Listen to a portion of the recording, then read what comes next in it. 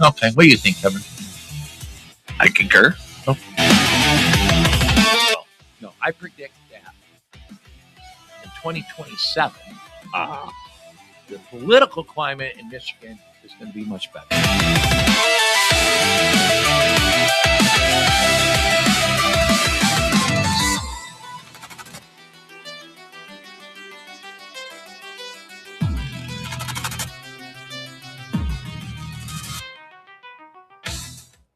Hello and whoa, we're not on there. There we go. Welcome again to another episode of Stick to the Plan podcast. I'm Kevin. As always, I'm here with Russ. How are we doing today, Russ? Pretty good, Kevin. I did not see you over the weekend. No, not at all. You were fixing computers and not feeling well. Streaming. Yeah. Oh, but I forgot to clap for him. Well, sorry, we have some. We got some guests, and besides our guests, we have guests. If anybody noticed, they're like, boy, Russ and Kevin look really good today. It's because we have special lighting. Yes. We have special lighting for today's stream. Well, we run a little bit behind, but it's all right. We're good. Just real quick about my weekend out to the lake. Kevin, you missed a fantastic fireworks show. As always. Friday. Of course, I didn't see where anybody didn't have a fantastic fireworks show, but every year, I mean, the president lit off 88,000. We didn't do as well as the president, but boy, I'll tell you, for a community effort to chip in on fireworks, it got to the point to where I was like, "Are they over yet?" Right. Yeah, it was an hour and a half of fireworks. I believe it. Out on the pontoon. Been out there all darn day, and but it was a great show, but. Saturday come around, and without an organized effort of fireworks, we were in the thick of things. People were shooting. I've never seen anything like it. Yeah. It was like a war zone. I just sat with your brother and the kids out on the dock at the pontoon. I'm glad the kids had a good time. And we just watched them all the way around us. Oh, yeah. You can anywhere you look. It was amazing. But then that next morning, I was up early like I always am, 7 a.m. A storm rolled through, and out went the power. Oh, geez. So I had wondered because I had went to Grandma's, and there's a bunch of trees down, and she still had power. So the storm Saturday was worse, but we survived it. But there's a lot of we had a tree down over Napoleon Road, a lot of damage, but we survived that. It was the smaller storm Saturday that took probably took the north side of the lake out, but Grandma Patty over on the south side of the lake still had power. So I was able to take my freezer stuff over to Grandma's house. I always worry about power because the wires hang real low over by my apartment and they just blow. But I'm on the hospital grid, so it's strong. I guess that helps. Yeah. By the way, I'm working on an ad for you, Kevin. Great Lakes Generators. So we'll plug it right now. Go ahead. I'm a tightwad and I don't want to pay for a whole house generator, but when that happens, you're like, I should probably get a hold of Celia and get that whole home generator installed. There's $10,000, but it's time like this is when you that would be nice to have. So, absolutely. And I did see on Facebook, her husband is extremely busy right now. I bet. Yeah, that time of year. So good for them. And before we go on, real quick, happy birthday, GOP. Oh, yes. Before we forget. We will. On the show, because I will not be forgetting at 5, but it is the birthday of the Republican Party. It was born today, July 6th, 1854, right here in Jackson. And we won't get into it, but there's been disputes, and a new dispute recently about the real birthplace of the Republican Party. It is not Ripper, Wisconsin. No. And I'll say this, and I'll move on. It is also not in Kalamazoo. No.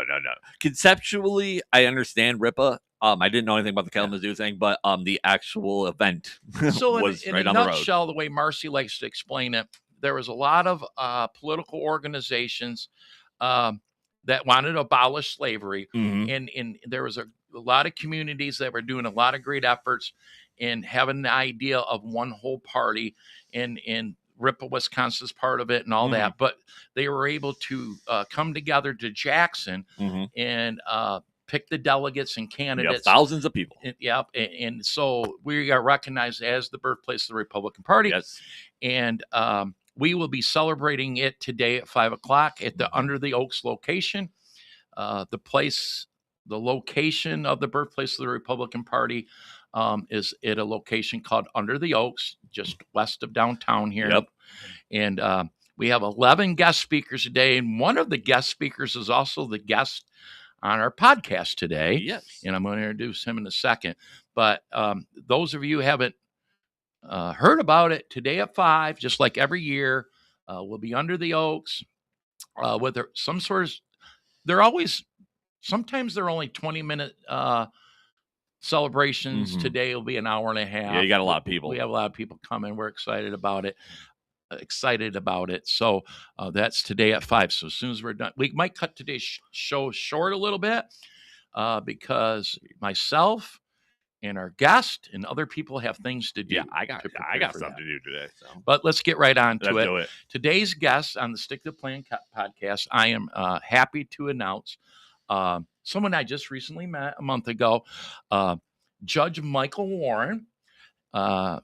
Judge Warren is a candidate for Michigan's Supreme Court.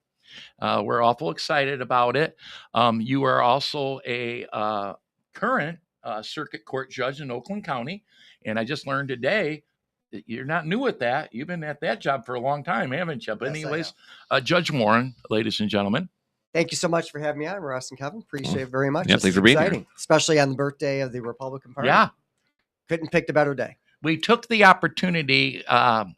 Your campaign manager, Amber, was like, we'd love to have the judge at Under the Oaks. And I think it was days later, she's reached out and says, hey, how about your podcast? It's a good time to get there.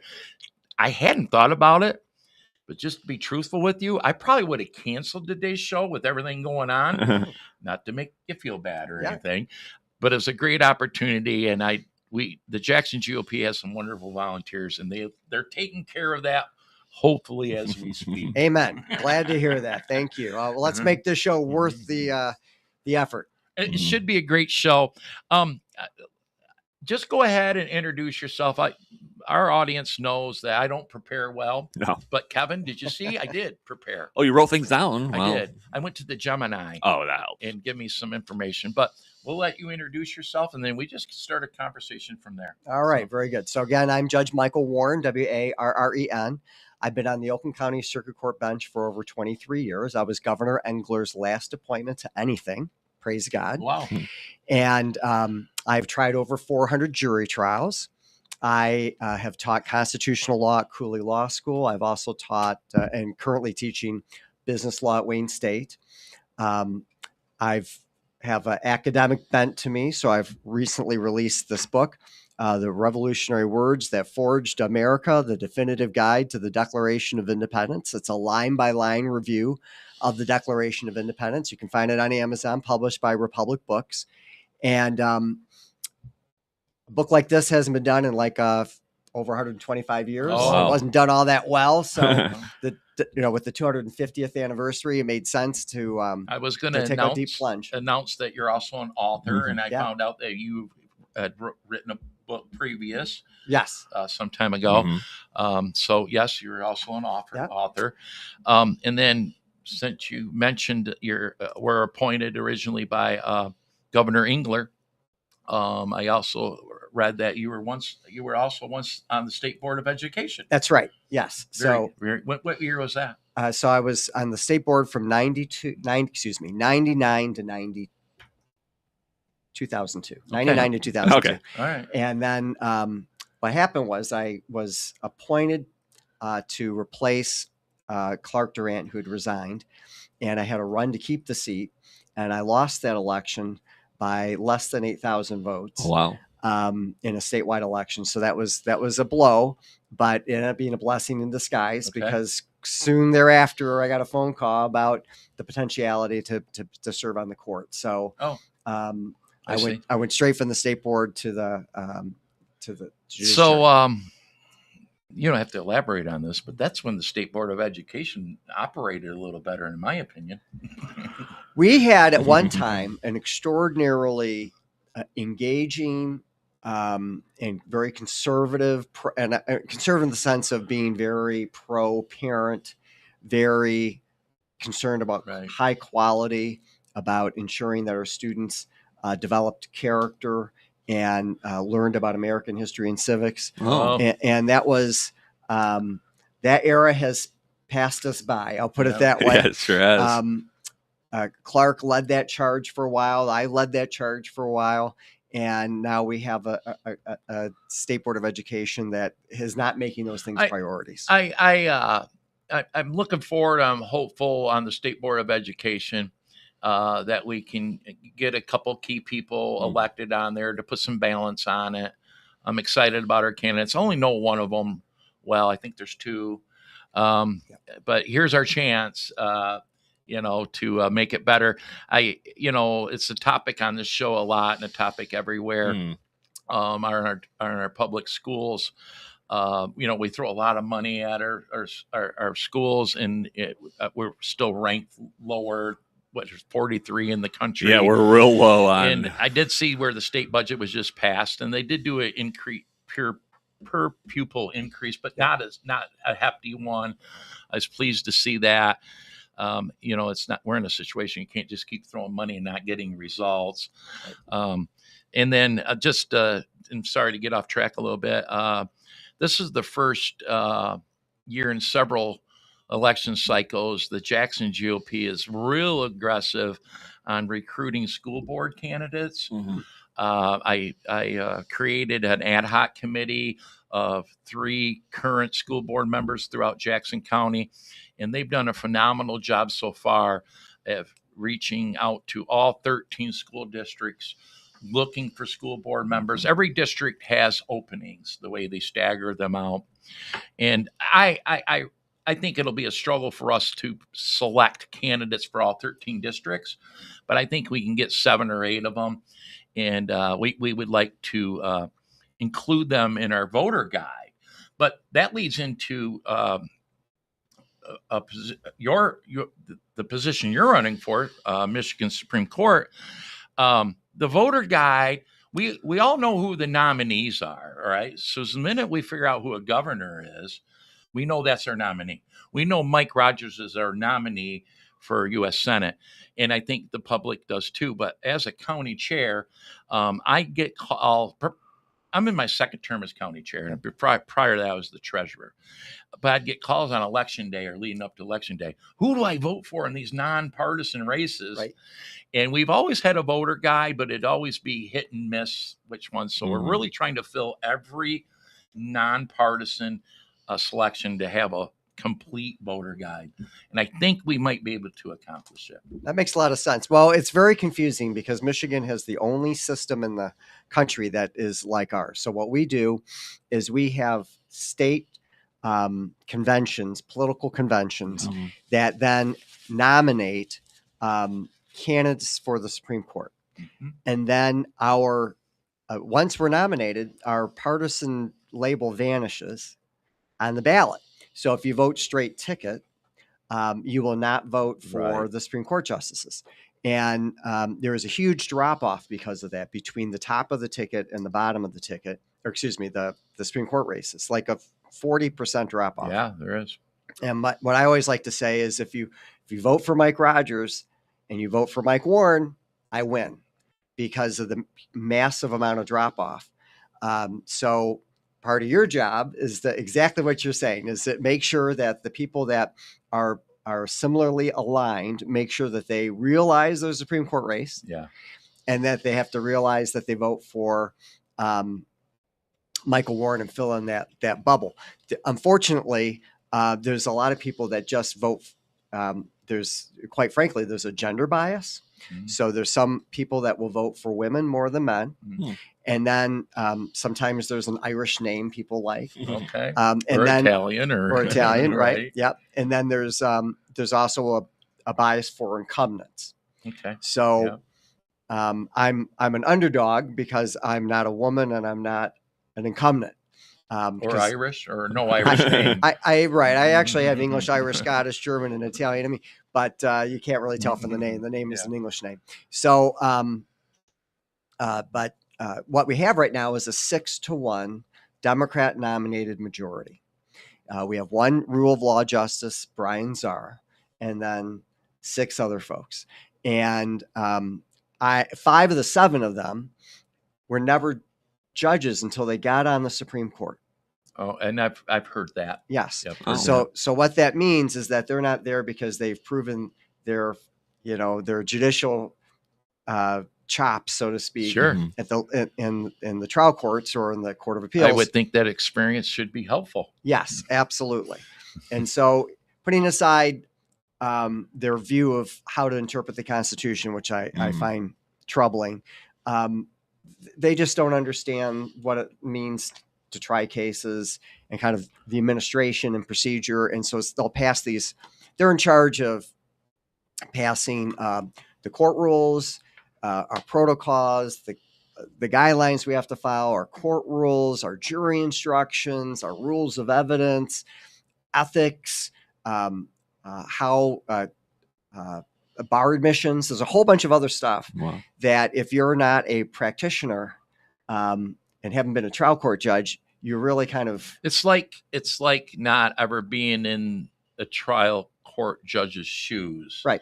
And it'd be like it's like not ever doing the job before. Right. I mean, really, and that amount of justices that haven't served in those roles is really, it'd be different as one of them or something. That's really shocking. Yeah, 5 of 7. Yeah. And so I have more.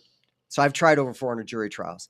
I have more trial experience than the entire Supreme Court put together, times 3. Wow. Times 3. Because only 2 of them were ever trial court judges. And thankfully, one of them is the rule of law justice. Also, I think what distinguishes me is that I have a rule of law philosophy. In other words, I believe that the role of the judge, we have a separation of powers. So we have a legislative branch that passes the law. We have an executive branch that enforces the law. And then we have a judicial branch that applies law in particular cases, resolves controversies, and is called to interpret what does the law mean. And that means that we should be faithful adherents to what the lawmakers intended, either the people when they adopted the Constitution or the legislature when they adopted the law. And to me, it's just common sense. But we have other folks that like to, what's the policy behind it? What's the spirit behind it? What's the spirit? You start getting. And that law could have been passed by the legislature 20 years ago or whatever, and to try to put your shoes in what's the spirit of could be difficult. Oh, absolutely. The spirit's different now than it could have been then. So what does it say in the text? What does it say? Right. Well, the spirit's different than the intention. The intention, in my book, and he had mentioned intention. How did they intend that to be interpreted in the 60s? As opposed to a lot of times in legislature, Kevin, you're coming to a mutual agreement, which however was presented in the state legislature certainly isn't what was passed normally. So there's a whole big mess there. So I think the only way you can do it is to read it, review it, understand it the best you can, and rule on that instead of trying to get in their minds, right? He ought to be on the Supreme Court. You got it right. So what? Don't put that in his head. I don't need to. Justice Scalia was always a huge skeptic of what we call legislative history. And legislative history is when people are on the floor of the House or the Senate and they're making arguments. And a lot of them aren't attorneys, legislators. So sure, it's sorry to interrupt, but they're people. They're people from different backgrounds. Sure, right. And so when they often will represent something that maybe isn't the final text. Right. Or they'll be arguing for one position, hoping that, the text will be changed or that some people adopt it, even if the text doesn't really quite say that, but, they're trying to cajole people along. And so he's like, no, you just look at what is the law that was actually passed. And that should be the governing philosophy of our Supreme Court. Right. And then with the Constitution, it's what did the people intend at the time that what did it mean at the time that it was adopted? And if you disagree with the Constitution, there's a way to fix it, which is you do amendments or you have a constitutional convention. Until then, all you can do is rule. It is what it is. Yeah. Right? It's not our job to legislate from the bench or to amend the Constitution, be like a little mini constitutional convention, with 7 people. That's not the proper role of the court. A question just come into my mind. Do you think that some judges, no matter what role, circuit, district, Supreme Court, might often think, okay, we know there's attorneys that are state legislators. We know that some are business owners, some are farmers, some are whatever. Do you think that maybe some of them think, well, that's what it says, but that wasn't the intent. How would they know? I don't know. Maybe I'm, Well, so they interpret that they should know better. I think that there is a tendency in some judges where they look at the law and they say, this doesn't make good sense. I don't understand why this law got passed this way. And so we're going to read out of it a part of it, or we're going to add a part to it, or bend the meaning of a particular word to make it make more sense in the eye of the judge. But often legislative, because before I was on the State Board of Education, I worked for the State Board of Education, and Governor Engler called for the repeal of the school code. And I helped develop for the State Board of Education a series of legislative reforms. And I saw how legislation is made. It's basically, I sat down, I wrote out legislation, I sent it to the legislature. The legislature said, "Oh, I don't like this," and they started taking things out, adding things to it. Then they sent it to the committees, and the committees did the same thing. And then goes through this process.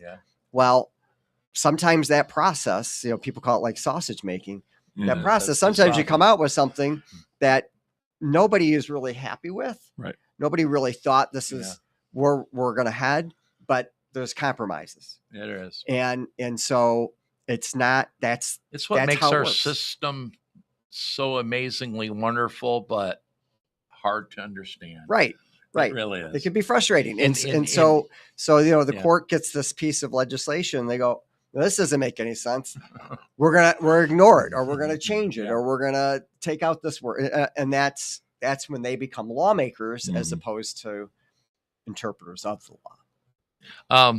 I also too seen that it must have been long before you were circuit court judge, of course, maybe many years ago, but you were also a clerk for the Michigan Supreme Court. So I would have to assume that's a little helpful. You know how it somewhat works too, right. So my first long-term job out of law school was with Justice Dorothy Comstock Riley of the Michigan Supreme Court. I worked for her for 2 years. Second best job I've ever had. So I got to see from kind of behind the curtain how the Supreme Court operates. And I'm sure things have changed. Certainly the personnel has changed. None of those justices are still there. But it really gave me an insight of all the, most people don't think about the court rules and the rules of evidence and the jury instruction. But I got to see all that because I was. What a great opportunity. Right. The true operational, the cog spinning, actually, instead of just what the front facing, whatever you see on the news. Right. Depending on what you had going on in your long career now, that was probably an awesome opportunity. I would think. I want to ask, what was your first favorite? If that was your second favorite? Oh, the current job. My current job, right? I love my current job. Right. I assumed. I figured I'd ask. Right. Current job.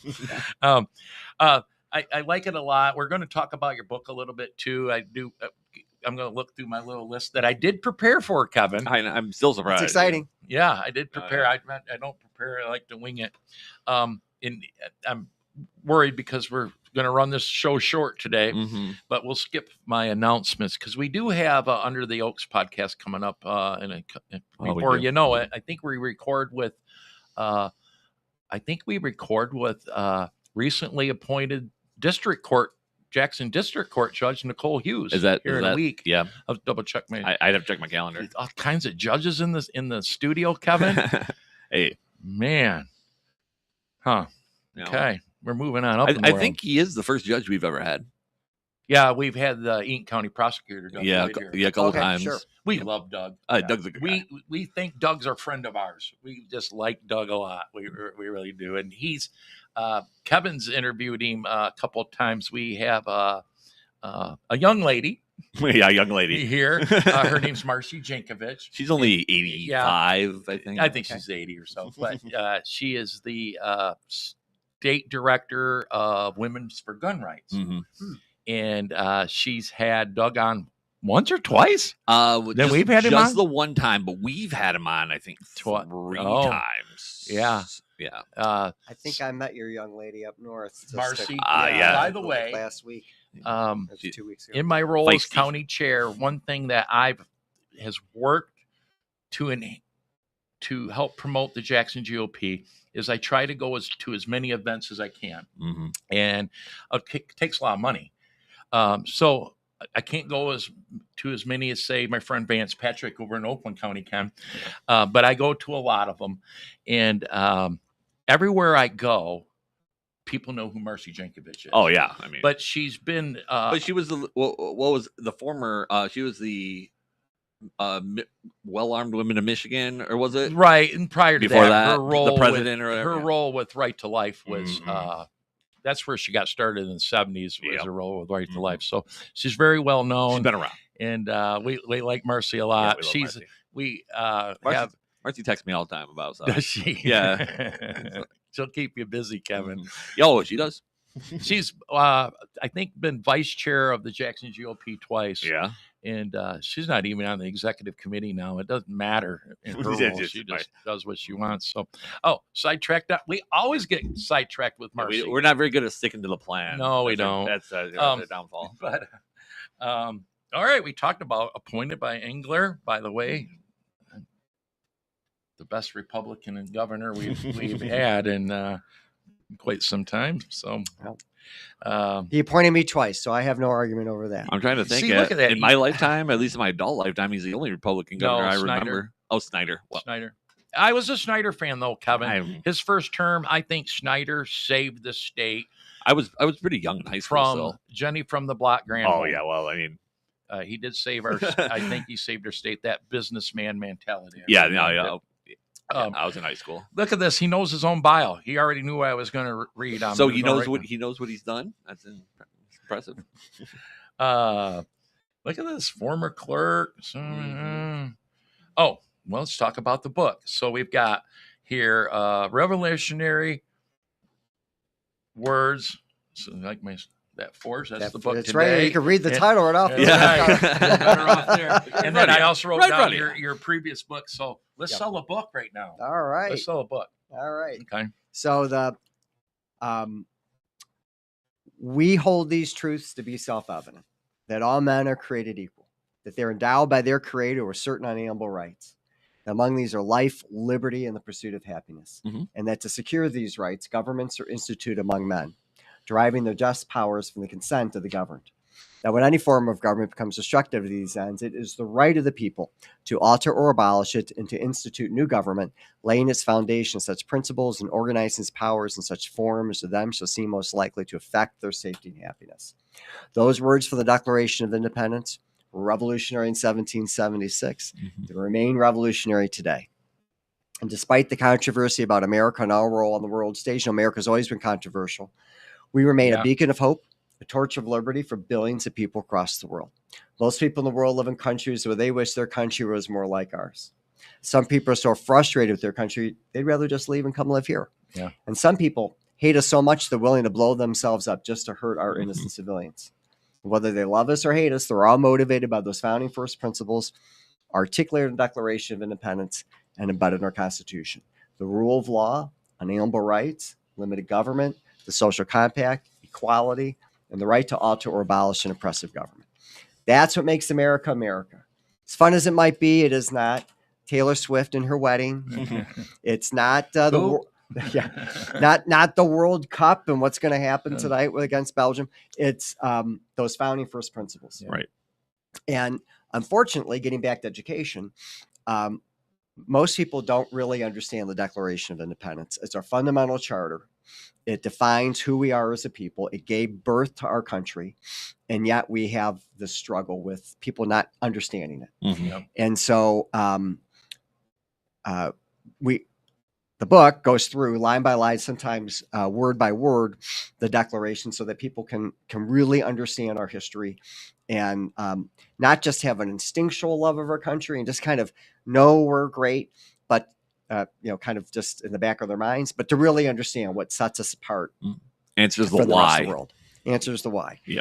And so it goes through the philosophy behind it, the historical figures behind it, how it was drafted, the fight over various provisions of it.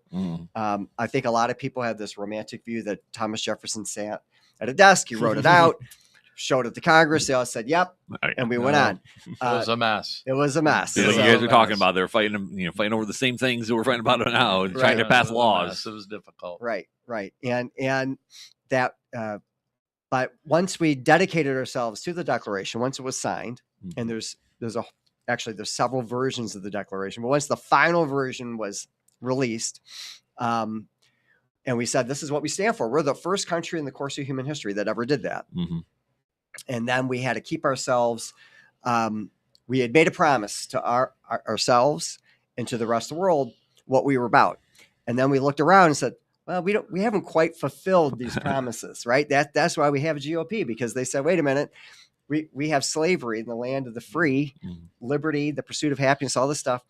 But you have slaves. This makes no sense. Not everybody gets the pursuit of happiness. Right. So that the Declaration has been a driving force for good. We eliminated slavery. We enfranchised women. We had the civil rights struggles. We spread our freedom across the world. And I think, right now, though, a lot of people not only just don't understand it, there's another set of people that actually hate the Declaration. Oh, absolutely. They don't stand for those founding principles. They have an entirely different worldview. So what the other thing the book does is it compares the world up to 1776, why we truly are unique, all the different counterexamples, and then things that have happened since 1776 up until this year about that's a lot of stuff. It's a lot of stuff. It's a very thick book. That makes it well worth the money. Right. The thicker, the better the value. There right? you go. There you go. It's a bargain. You can get on Amazon. Kevin, I'm gonna say it because when we had Garrett Soldano on here, I think I was gonna say I think that's the last guy talking about his book. I'm a typical guy and hadn't read a book in 20 years. Okay, and we had a copy of Garrett Soldano's book here, Men Are Forged. What is it called? Men Are Forged. And but anyways, forced me to read a book. Here we are again. I'm gonna have to sit down and read another darn book. It's good for you. Good for the soul. Anyways, I think the Stick to Plan podcast, Kevin, has made us grow. Yeah, I mean, sure. I've been reading, but I mean, I read the comics and I read memes sometimes. But I find it interesting. Both books have the word "forged" in it. Maybe. Yeah. By the way, Kevin, just speaking of, I've been following Garrett a little bit more on social media, and he puts out inspirational information every day. I've noticed that. He's one of the best. Motivational type he's very persons that you've ever met. But I think he found his niche when it comes to that. I thought about him the other day because I woke up and I made my bed. He mentioned in his book that about his son. If I make my bed every day, we discussed that. Kevin, you made your bed, huh? Yeah, I made my bed. Well, I washed my sheets and stuff, and so I made my bed. And I made my bed this morning. And you know what? I almost took a picture and sent it to him. It's a great way to start your day. Getting your world. No, and then I'm happy at the end of the day when I get in the clean bed. In a clean bed. As you get older, you start doing stuff like that because it seems to make your day go easier. Is that what it is? Amazon. Easy to find. Yep. You can look up Judge Michael Warren. How's sales been? Good. Yeah, very good. When I seen you at the Lindsay event at the Wedding Barn, I seen a little bit of line of people standing there buying the book. Right. A couple of members from the Jackson GOP were eager to get the book. Mhm. I loved your presentation there. Oh yeah, it was Thank great. you. By the way, there was a lot of good presentations. Yeah, at there were. that was a great event. It was. Um, I mean, yeah. I've never been to a bad Lindsay event No, I in general, but all the speakers were Kevin, very we should good. go there and ruin it one day. Yeah, just He asked me. He felt bad. go and Jackson it up.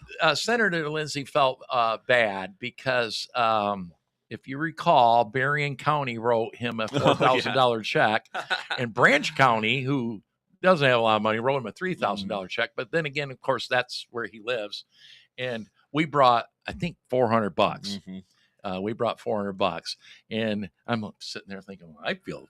Well, feel like a I loser thought here. the same thing. I was laughing. I was if you were closer to me, I would have nudged you and be like, "Where's your acknowledgement?" So that we didn't get recognized for. Well, you $400. didn't bring $3,000. But Senator Lindsay felt bad. He goes, "Oh my, Russ, I didn't think about you. Did you want to say a few words?" I go, Jonathan, no, I'm fine. I mean, if you want to, that's fine. He didn't bring me up. I'm like, well, I almost wouldn't want to go up and make a presentation after our $400 contribution. But that is a good example. You were there as a speaker. That's where I got to meet you. I loved your presentation. Of course, Doug Lloyd was there. Great presentation. Who am I missing too? Some of them people really did great. Lance Griffin was there. Lance will be here I always today. forget her name. Forlini's girl. Oh, Amy. Yes. Amy. Because Anthony couldn't be there. But I will say Amy Hawkins does a wonderful job representing her candidate. She did really good. Yeah. She's been at it a very long time. She's a Jackson girl. I go way back with her.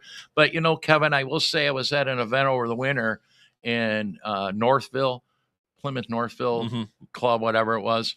And Anthony Ferlini for Secretary of State couldn't be at that event. Yeah. And Scott Greenlee, the owner of his consulting company, did a presentation. And I know why Scott Greenlee is the head of a consulting company because he's darn good. He's good at consulting, at selling his candidate, man. So, but you got a pretty good person running your show. I do. We talked about it, Yes. Amber. Amber Harris is great. We've had Amber on the show. Amber's been on the show. You remember, Kevin? Amber was on the show, and then I won't say who, but somebody butted in on the show and tried to steal it. And Amber gets so upset because it was her turn to be on the show. Yeah. Let me tell you, she took the show back. You know how she is. Oh yeah, no, absolutely. She took care of it. How far are we in, Kevin? We are 36 minutes in. See, look at that. This flies by. Yeah. I guess I'm going to ask.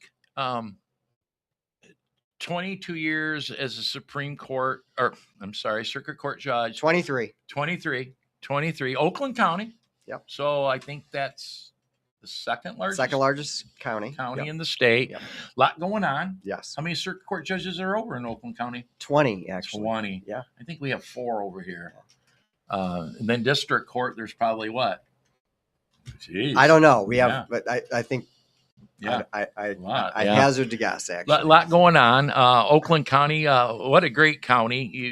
You deal with such beautiful lakes and rural setting to very suburban, and you got everything going on over there. Yeah, very diverse. I did have an opportunity the first time.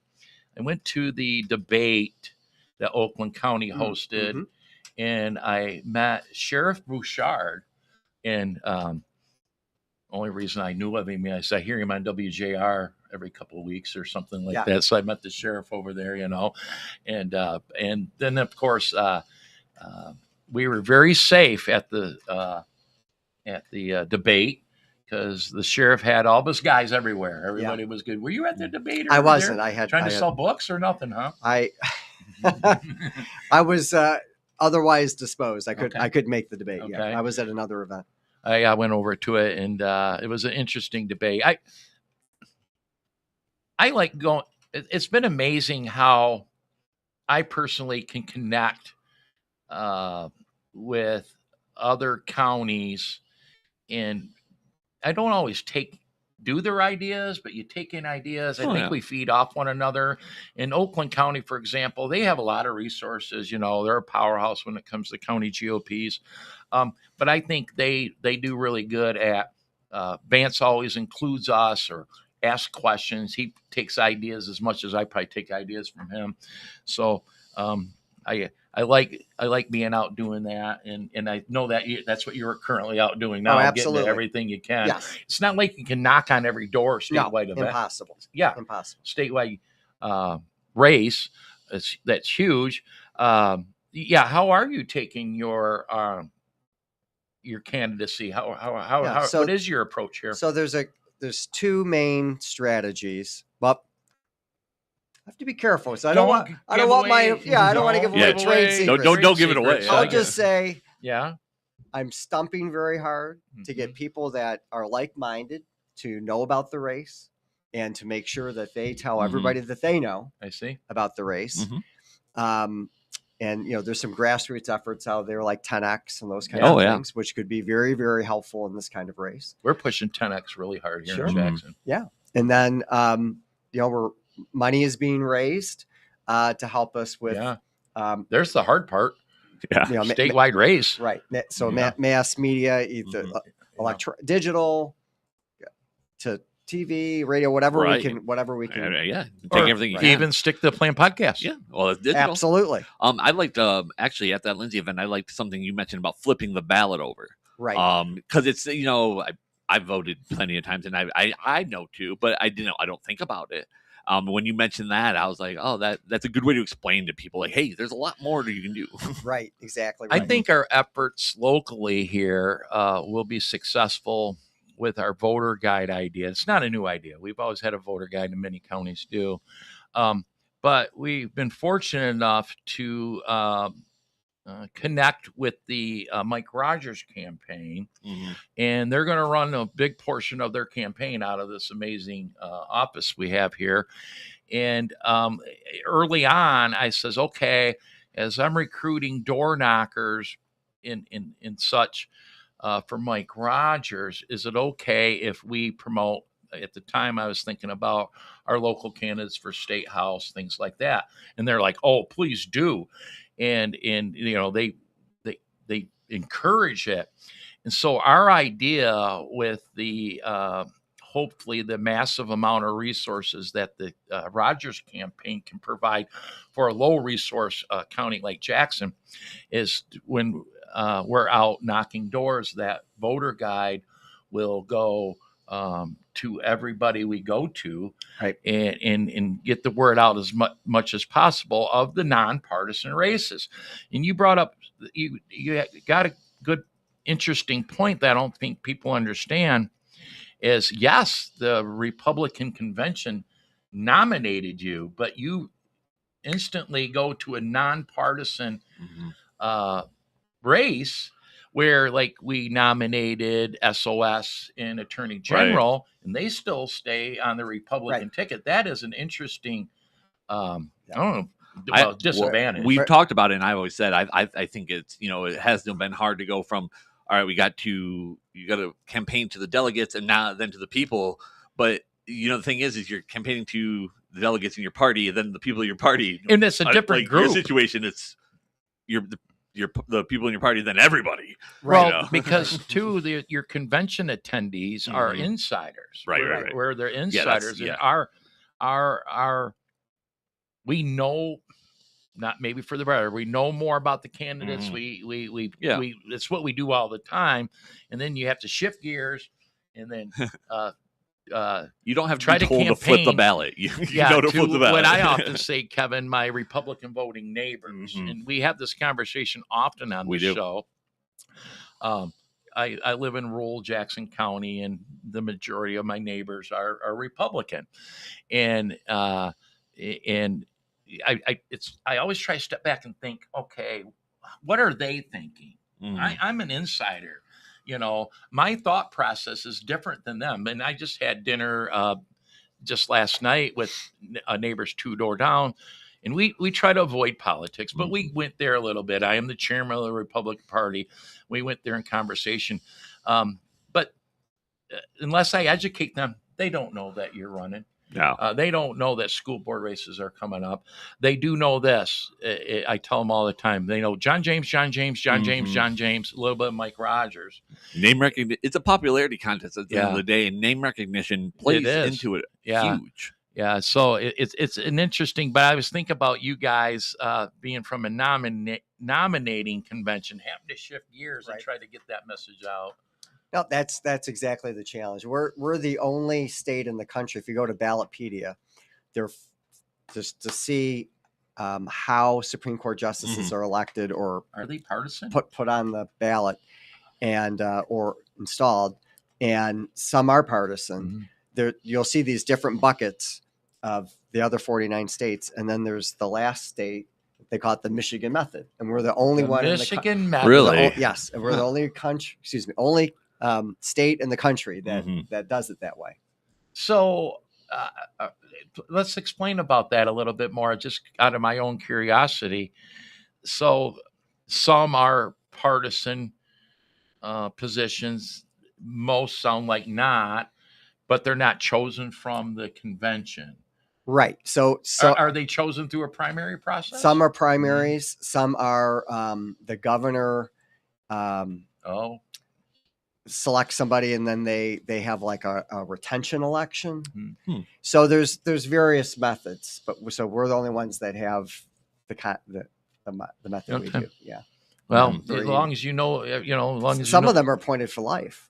For life. I knew that in Massachusetts, and so it's interesting. Kind of like our U.S. Supreme Court, appointed for life. Yes.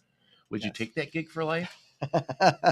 Sure. No, you don't know. You don't have a job yet. You might get up there and say, "I know I was a clerk here, but I don't like this. I'm going back to Oakland County." Your job security is pretty good, though.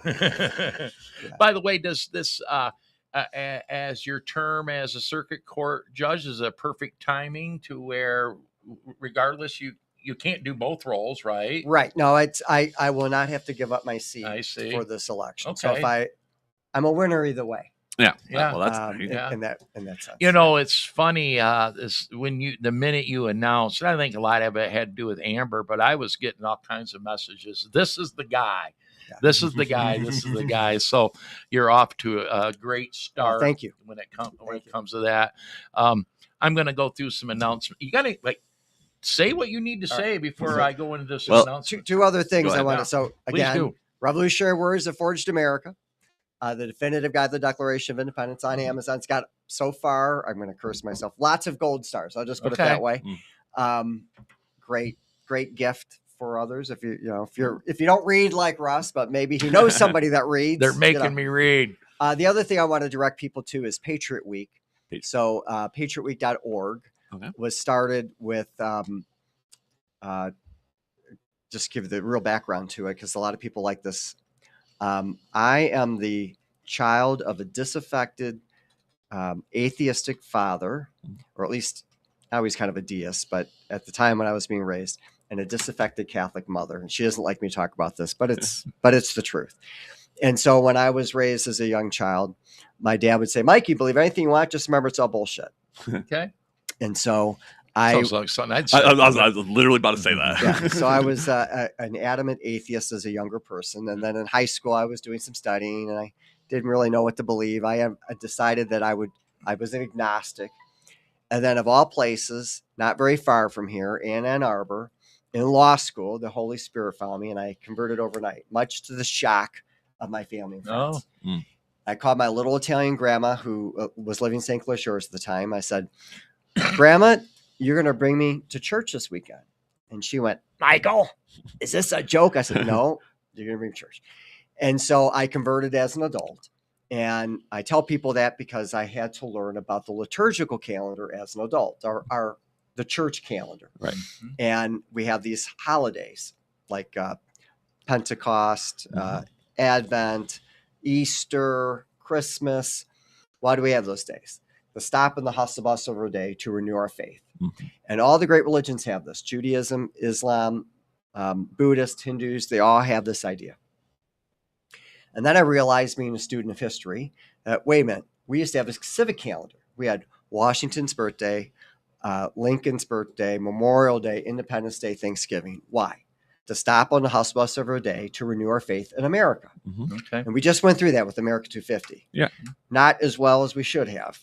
I have lots of critiques about what happened, but be that as it may, we had that. And John Adams, who is really the leading patriot to the revolution, he wrote that of all the offenses, he wrote that the anniversary of our independence should be ever celebrated with bells and bonfires and games and speeches and illuminations in the sky from one end of the continent to the other, now and forevermore. And he was right, except he was wrong on the date. He thought it'd be July 2nd because that was the day we passed the resolution for independence, which is in the book.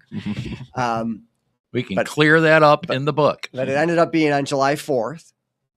But he also said it should be a solemn day of devotion for the blessings of liberty. It ought to be solemnized. Now, I don't know about you. Last time I had a hot dog 4th of July party, not a particularly solemn occasion. And we have taken all of our civic holidays. We've made them empty excuses for 3-day weekends, barbecues and sales, right? So Memorial Day was started as Decoration Day, where women would go decorate the graves of those who'd given their last full measure of devotion for the blessings of liberty, and decorate the graves of Union soldiers. And eventually that became Memorial Day. Now it's an empty excuse for 3-day weekends, go up north, right? Barbecues, appliance sales. So I was explaining this to my then 10-year-old daughter, Leah, and she got very upset. It was, we were just having lunch together. She pounded on the table and said, "Dad, that's wrong. We need to do something. We need to start a new celebration for America." And I went, "Whoa." And at that point, I had a decision to make, which was, break my kid's heart or do something about what I was talking. So I said, okay, we'll do something. Yes, better do something. And I had been reading an article about Kwanzaa. And Kwanzaa is not an old African holiday brought over on the slave ships. It was invented in the 60s by the professor that started the Black Studies movement. He took the menorah model. They disclaim this, but it's obvious. They took the menorah model with the candles. Each day they light a different candle. Each day has a principle from a term from Swahili, like faith and family or community. I said, "Leah, what do you think about that model?" It's just, "Yeah, that's great. Let's do a week." So then we looked around, trying to figure out a good week, and we figured out that 9/11 through 9/17 is a week period. We know what 9/11 is about, although maybe some of your younger viewers don't, but it's the terrorist attacks. And then 9/17 is the anniversary of the signing of the Constitution. Okay. And so each day we celebrate our founding first principle for the Declaration of Independence, key documents, speeches, founding fathers, and other great patriots, and flags from our history. Okay. And so you can go to patriotweek.org. You can learn all about it. This year, we're sending in historical reenactors into schools like John Adams in Washington and Patrick Henry. So if you have a school that would be open to having a reenactor come in, I do like an overview of the Declaration, the Constitution, kick it to the reenactor. They do something. It can be. What would be the sweet spot for the age group for that? Usually high school, but we've done it. We've had it with elementary kids, and they absolutely loved it. So older elementary through high school, we even college. So we have some community colleges that are interested. So you can reach out to me at M. Warren, that's M as in Michael Warren, WARREN, at patriotweek.org. You got that, Kevin? Or Michael Warren, the number 4 Justice at gmail.com. That's the campaign. Oh, that's very cool. So Michael Warren for Justice at gmail.com or M. Warren at patriotweek.org. Or just go on our website and you can find another way to reach us. But we would love to we don't have anybody in Jackson yet. Okay. We've had folks from other areas of the state.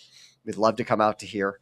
And I could see if I spread that word around a little bit, I could see people latching hold of that idea and getting something together. I've got a flyer. I'm quite confident in it, really. Great. And I bring up age, and I think it might be a little young. The building we sit in, the owner of the building, he bought it 2 years ago, bought it specifically because there is a daycare. And he's Canadian, trying to get his citizenship now. But he has a process where he teaches 3 and 4 year olds how to read. And he bought this massive building. You've seen it when you pull up. It's a big building. Never owned a building like this before, specifically for that daycare to eventually open a charter school within the building. Now, and during COVID, and this is a problem from what I understand across the state, there's a lot of vacant office space.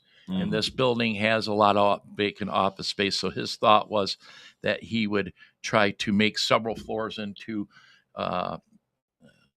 K through 12 charter school. But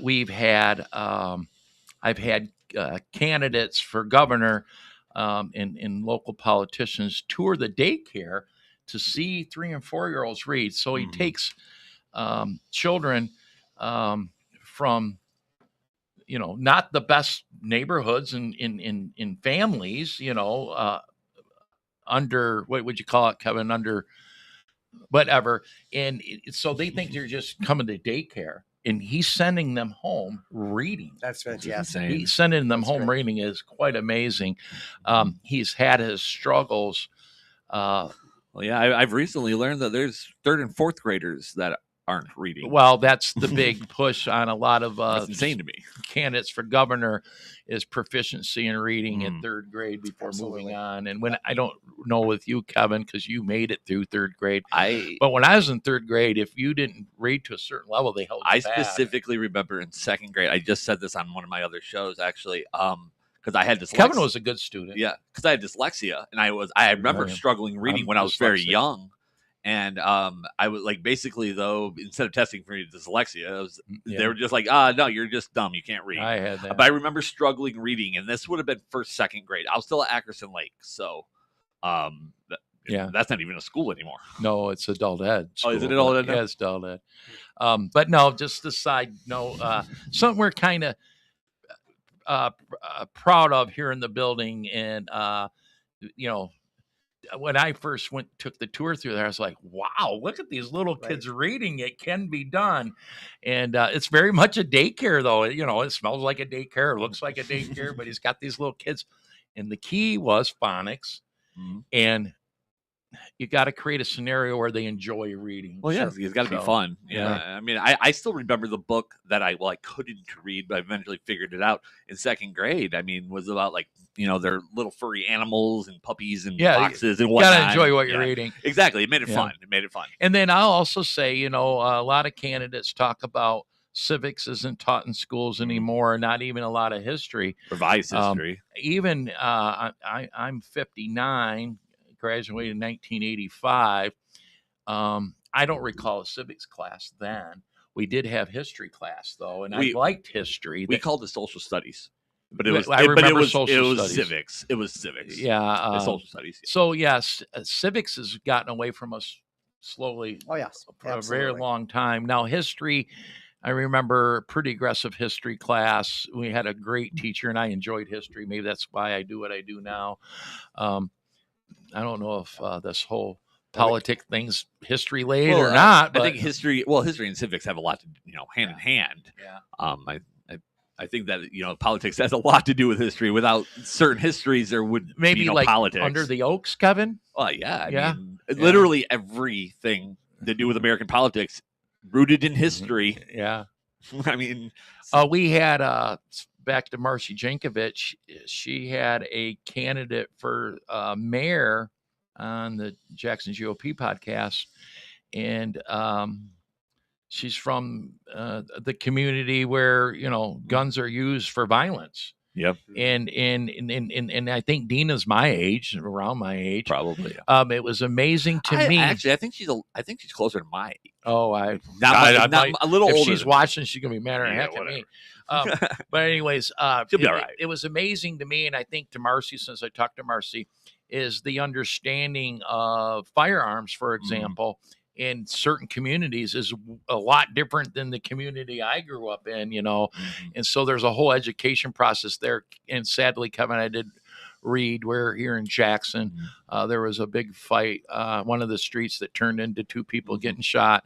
Not long ago, a baby got shot. And that was accidental. Yeah. By the way, that person was arrested for violating safe storage, which is controversial. But I think if a lot of people in, say, the GOPs correlate it to red flag laws, and it's totally separate. I know the state representative that we have voted for safe storage, and a lot of people are upset about that. but I get it, our prosecutor, she has ads out about the importance of safe storage, not the law, but the reason why. It should be common sense. Weapons. It should be common sense, and it's not, and that's why there had to be a law about it. I mean, you should keep your gun away from children and safe from children, from anyone that's not you, honestly. But the problem is that we had to make a law to punish people that aren't. What's the judge's opinions of the difference between safe storage and red flags? Red flag laws, because they can come out of nowhere. Well, no, I'm a strong supporter of the Second Amendment. On particular policy things, that's not my role. Yeah. So, like I said, it's not for me to legislate from the bench. That's so a good point. I will apply the laws. Apply the law. Right. I think that's where our prosecutor is too. She's like, well, the legislator passed this. This is where we're at. So very interesting and sad that story came up from a sad incident last week. An 18-month-old that was accidentally got a hold of someone's firearm and shot themselves. Anything else, Judge?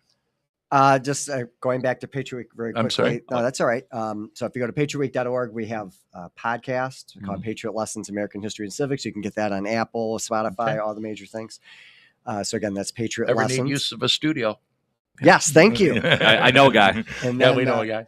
And then, we don't do no video, just audio. I may take you up on this, because what we do is we script it and we send our people. We do it in our closets. Right? Oh, I see. And then you put it together. But to have the people put in one spot on occasion, that could be interesting. Right. Yeah.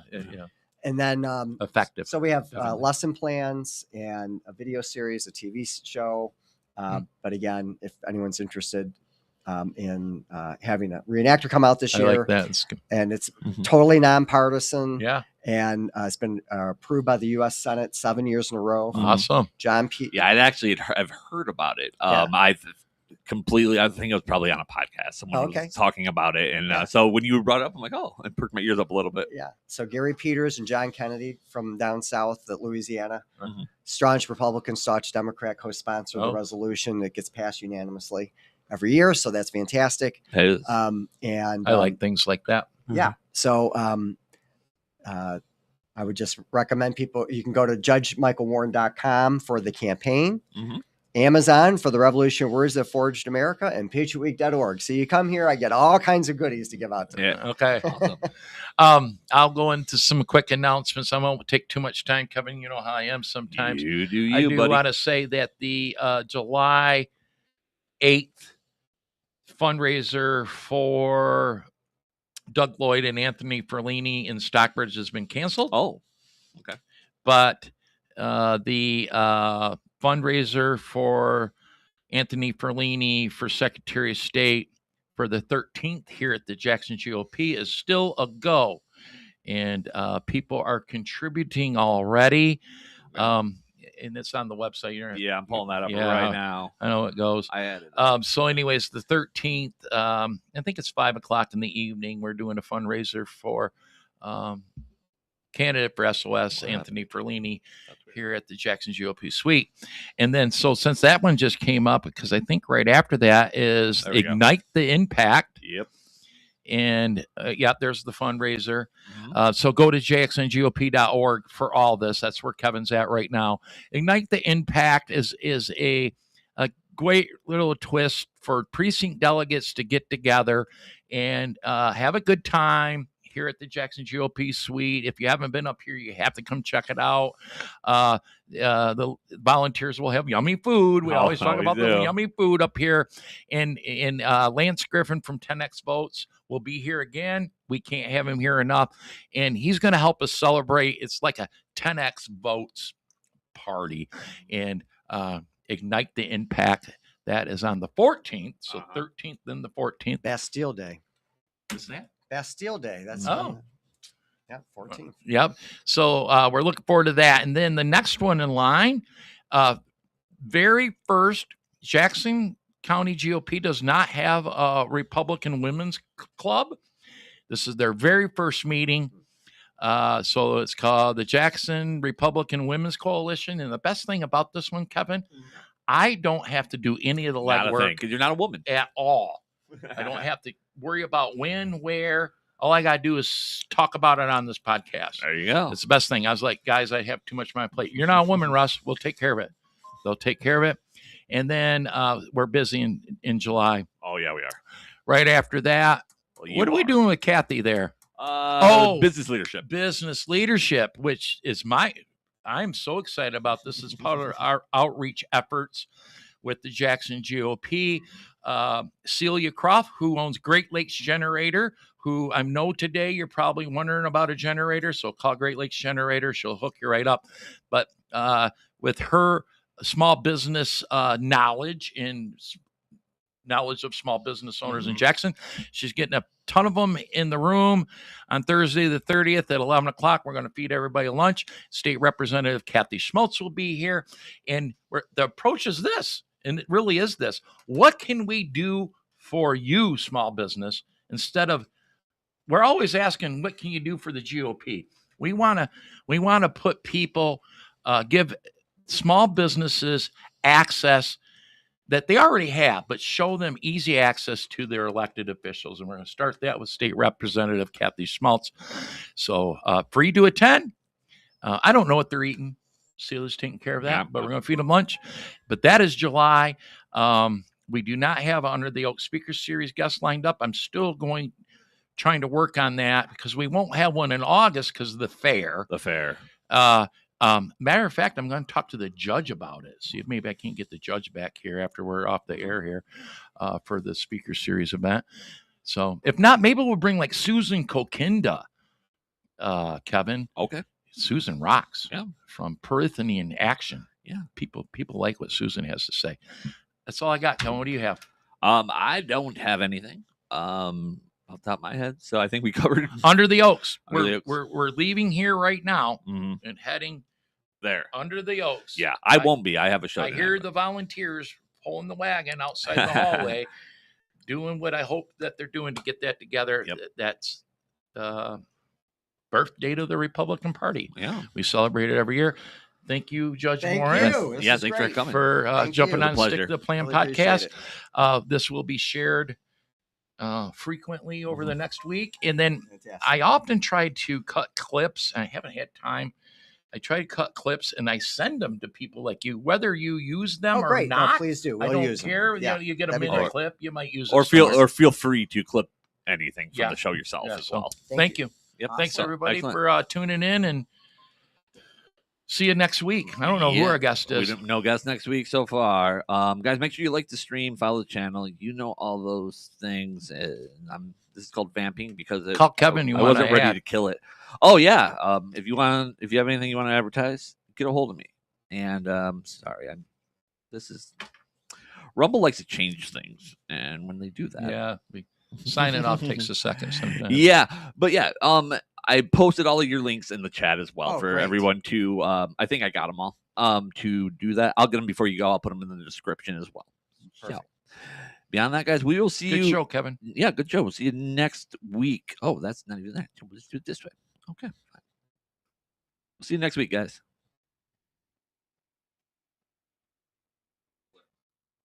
All right. Pretty good. Yeah. Thank you. Lights got a little warm. Yeah. I had turned that blower off on the air when I first got here. It was freezing. And I said, I better turn that back on and get stuffy in here. I probably should have just kept it running. Oh. You're in a jacket, but you're kind of used to that. Yeah, I felt just fine. Yep. Yeah.